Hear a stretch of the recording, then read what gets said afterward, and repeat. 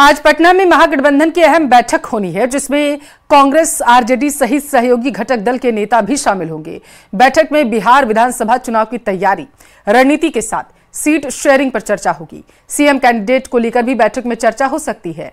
नेता प्रतिपक्ष ने कहा है कि बैठक में आगामी चुनाव को लेकर नीति बनेगी और हम लोग पूरी मजबूती के साथ चुनाव लड़ेंगे।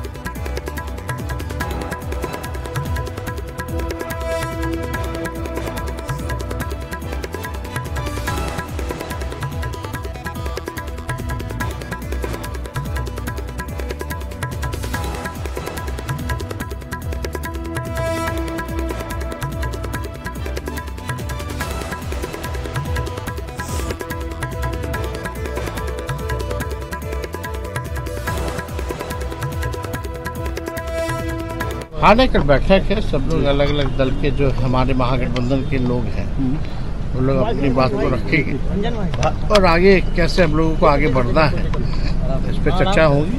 बीजेपी अध्यक्ष क्यों कर रहे हैं कि महागठबंधन के कई घटक दल हमारे संपर्क में हैं, संभावना है कि कुंदा बढ़ेगा हमारा? अब पता नहीं, अब लोग क्यों बोलते हैं, अब उनसे जानिए भाई, हम लोगों को क्या लेना देना उनसे। मुंह है तो मुंह पे किसी का ताला तो लगाया नहीं जा सकता। जेडीयू के लोग कह रहे हैं कि महागठबंधन में आपसी समन्वय नहीं है। अब तेजस्वी यादव गए दिल्ली, खाली हाथ लौटे, सीएम फेस का घोषणा भी नहीं हुआ। कौन बोल रहा है? जेडीयू के लोग। पता नहीं, हम जदयू के लोगों को नहीं सुनते हैं। हम लोग बड़े मजबूत हैं। अच्छी बैठक हुई है, सकारात्मक बैठक हुई है। हमारे दल की क्या रणनीति होगी, क्या बात होगी, हम जदयू या मीडिया में थोड़ी बताने जा रहे हैं।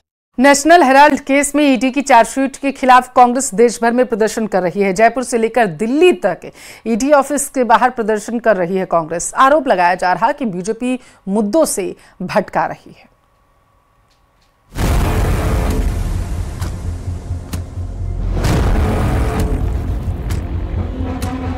केवल डराने धमकाने की और विपक्ष को समाप्त करने की एक साजिश है।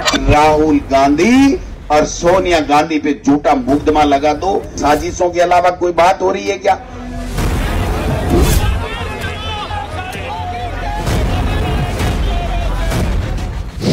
ईडी के एक्शन पर भड़की कांग्रेस।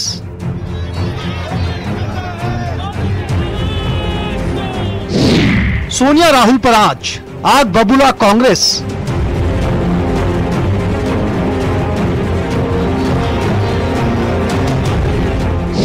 राजधानी जयपुर में ईडी ऑफिस की घेराबंदी।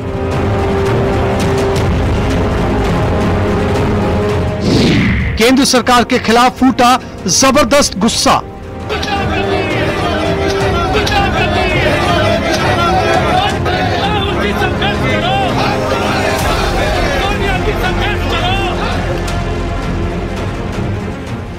कांग्रेस ने ऐलान के मुताबिक देश के अलग अलग शहरों में ईडी दफ्तर के बाहर प्रदर्शन कर सोनिया गांधी और राहुल गांधी का नाम नेशनल हेराल्ड केस की पहली चार्जशीट में जोड़ने का विरोध किया है। चार्जशीट के बाद कांग्रेस केंद्र सरकार के साथ आर पार की लड़ाई लड़ती नजर आ रही है। जयपुर में राजस्थान प्रदेश कांग्रेस कमेटी ने ईडी के खिलाफ प्रदर्शन किया। कांग्रेस कार्यकर्ताओं ने इस दौरान जोरदार नारेबाजी की। पूर्व सीएम अशोक गहलोत ने कहा कि मुद्दों से भटकाने के लिए चार्जशीट में उनका नाम जोड़ा गया है। और केवल डराने धमकाने की और विपक्ष को समाप्त करने की एक साजिश है, लेकिन इसमें ये कर नहीं पाएंगे। गांधी जी की पार्टी है ये। गांधी जी ने लोकतंत्र दिया है देश को। हम लोकतंत्र में यकीन करते हैं और पूरी ताकत के साथ पुरजोर तरीके से डेमोक्रेटिक रूप से हम विरोध और प्रदर्शन कर रहे हैं। भाजपा की सरकार जब से देश में बनी है, उनके पास कोई काम नहीं है कि उनके विपक्ष में कोई बोले नहीं, कोई खड़ा नहीं होए। अगर कोई थोड़ा सा भी बीजेपी के खिलाफ बोलता है, भारत सरकार के खिलाफ बोलता है, उसको ईडी से डरा धमकाते हैं। आज तक अगर किसी नेता के यहाँ पे ईडी ने रेड डाली है तो वो 193 विपक्षी दल के नेता हैं।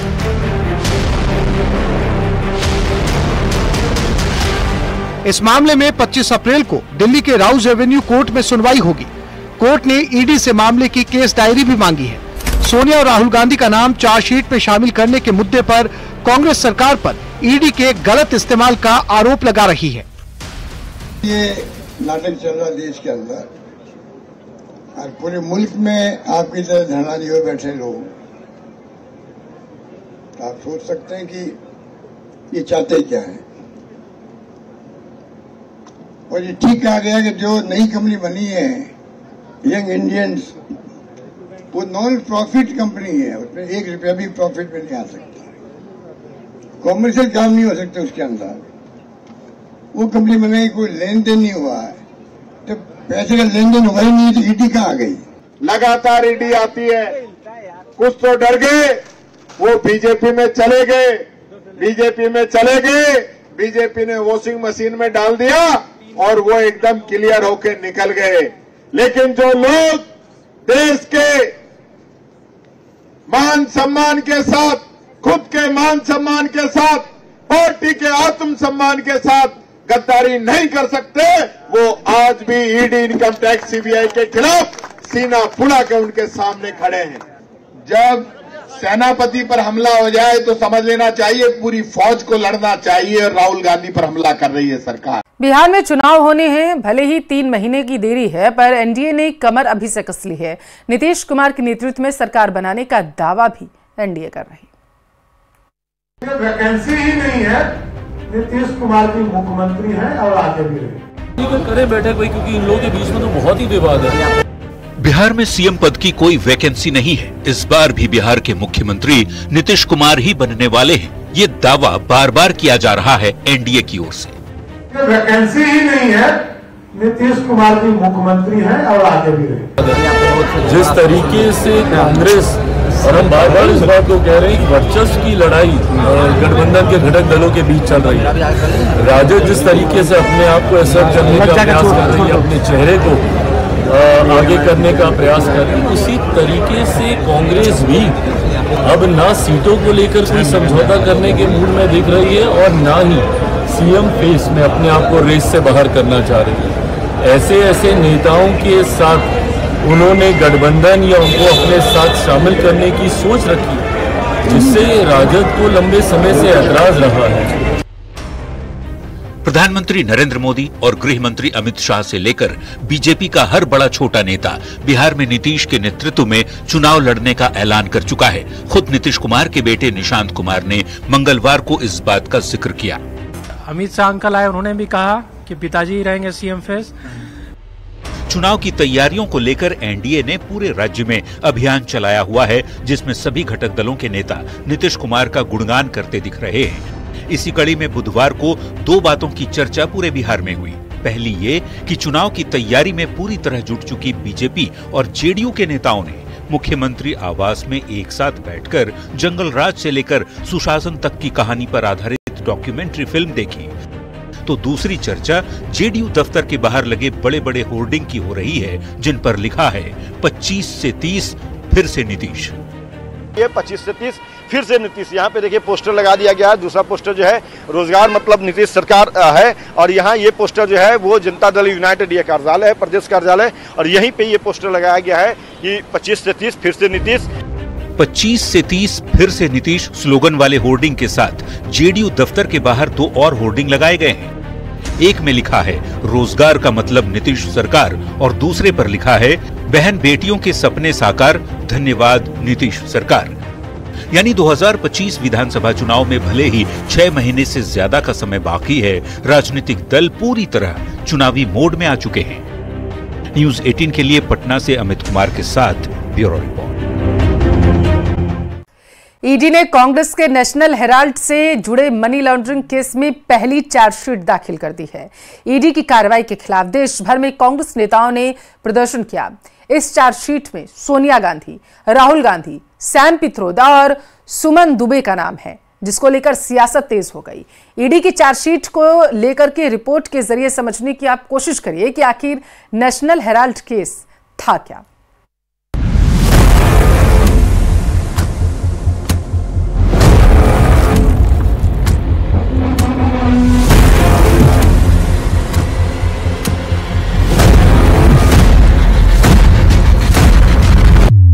गांधी परिवार पर ईडी के इल्जामों का जाल, चार्जशीट पर सियासत फुल चार्ज। नेशनल हेराल्ड पर नॉन स्टॉप पॉलिटिक्स।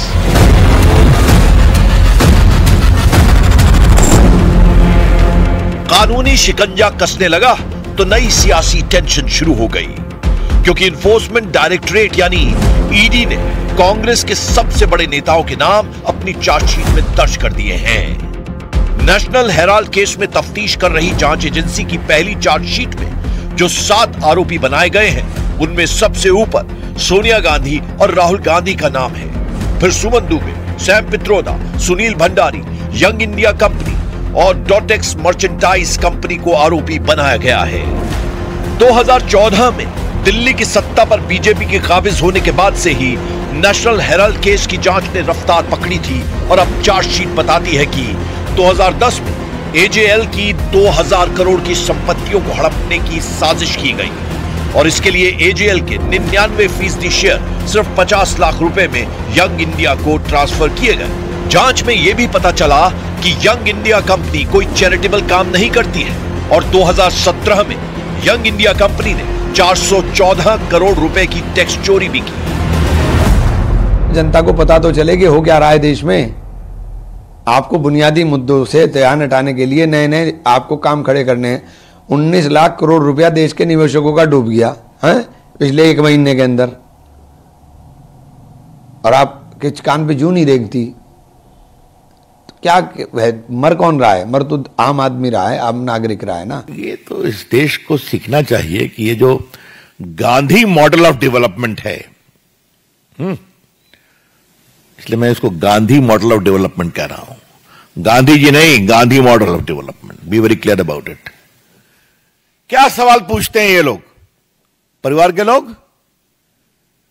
भ्रष्टाचार का इनका पूरा आचरण, शेयर की हेराफेरी करो, संपत्ति बनाओ, और ये सारी संपत्ति सरकार के द्वारा दी हुई है। ईडी के इल्जामों का जाल गांधी परिवार के इर्द गिर्द ही घूमता है, क्योंकि चार्जशीट में कांग्रेस के दोनों पूर्व अध्यक्ष सोनिया गांधी और राहुल गांधी की भूमिका पर बेहद गंभीर सवाल उठाए गए हैं। चार्जशीट के मुताबिक यंग इंडिया कंपनी में सोनिया और राहुल गांधी की 76% हिस्सेदारी थी, जबकि 24% शेयर मोतीलाल वोहरा और ऑस्कर फर्नांडिस के पास थे। एआईसीसी ने एजेएल को पहले 90 करोड़ 21 लाख रुपए का लोन दिया था, जिसे बाद में 9 करोड़ 2 लाख शेयरों में बदलकर यंग इंडिया के सुपुर्द कर दिया। किसने लूटा है भाई? मुझे कोई तथ्य बता दे। मैं केस क्योंकि सबजुडिस है, मैं ज्यादा नहीं बोलना चाहता हूं, लेकिन इस पूरे प्रकरण में कोई ट्रांजैक्शन, कोई प्रॉफिटेरिंग, कोई लैंड डील, कोई पैसा, कोई तनख्वाह, एक पैसे का कोई लेन देन नहीं है, तो इसको मनी लॉन्ड्रिंग कैसे आप करार दे रहे हैं? ये सिर्फ और सिर्फ सोनिया गांधी जी और राहुल गांधी जी को टारगेट करने का काम किया है, और ईडी एक ऐसा वेपन बन गई है, ऐसा हथियार बन गई है केंद्र सरकार के पास कि चाहे किसी को आप टारगेट कर दीजिए। ईडी का कन्विक्शन रेट क्या है? ये प्योरली एक टेक्निकल मामला है। कांग्रेस पार्टी को ध्यान रखना चाहिए कि इस विषय की शुरुआत 2012 में हुई थी और एक जनहित याचिका के द्वारा दिल्ली हाई कोर्ट ने अक्टूबर 2013 में इस केस की शुरुआत की थी। यानी यह मामला दर्ज तब हुआ था जब मोदी जी की सरकार आई भी नहीं थी। अतः कांग्रेस पार्टी का इस पर राजनीति करने का आधार नहीं बनता है। टेक्निकली देखें तो यह भारत के इतिहास का एक विचित्र मामला है, जिसमें कोई एक ऐसी कंपनी 90 करोड़ की देनदारी में बिक गई जिसके पास हजारों करोड़ की संपत्ति थी। नेशनल हेराल्ड केस को बीजेपी ने 14 से ही बड़ा चुनावी मुद्दा बनाया है, जबकि कांग्रेस हर बार इसे सियासत रंजिश बताती है। लेकिन इल्जामों की असल परख अब अदालत में ही होगी, जहां पहली चार्जशीट पर 25 अप्रैल को सुनवाई होनी है। वक्फ संशोधन कानून को लेकर दायर याचिकाओं पर सुप्रीम कोर्ट में आज भी सुनवाई जारी रहेगी। सुप्रीम कोर्ट आज वक्फ बॉय यूजर संपत्तियों पर सुनवाई करेगा। साथ ही सुप्रीम कोर्ट के कई सवालों पर केंद्र सरकार जवाब दाखिल करेगी। बुधवार को तकरीबन 2 घंटे चली सुनवाई के दौरान वरिष्ठ वकील कपिल सिब्बल समेत अन्य वकीलों ने इस कानून को असंवैधानिक घोषित करने की मांग की थी। सुप्रीम कोर्ट बताया गया कि जो दलीलें थी उनको सुनने के बाद अंतरिम आदेश पारित करने जा रहा था, लेकिन केंद्र सरकार की ओर से सॉलिसिटर जनरल तुषार मेहता ने अंतरिम आदेश पारित करने का विरोध किया और सुप्रीम कोर्ट से केंद्र और राज्य सरकारों की दलील सुनने के बाद ही आदेश पारित करने की अपील की। वहीं सुप्रीम कोर्ट ने वक्फ कानून के विरोध में जारी हिंसा को लेकर भी चिंता जताई।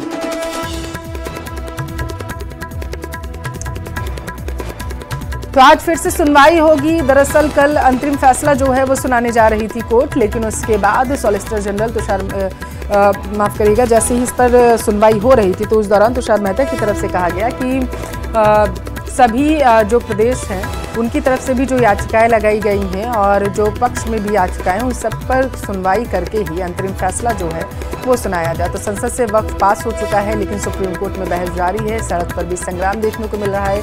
पश्चिम बंगाल से लेकर के कई इलाकों में जो उपद्रव है वो देखने को मिल रहा है। वक्फ बिल का विरोध वहां पर किया जा रहा है। उधर कर्नाटक में सरकारी ठेकों में मुस्लिमों को आरक्षण वाले बिल को लेकर कांग्रेस सरकार को एक बड़ा झटका लगा। राज्यपाल थावरचंद गहलोत ने बिल पर असहमति जताते हुए उसे राष्ट्रपति के पास भेज दिया है। राज्यपाल ने अपने विवेकाधिकार का इस्तेमाल करते हुए इस बिल को रोक दिया। गहलोत ने कहा है कि संविधान धर्म के आधार पर आरक्षण की अनुमति नहीं देता है।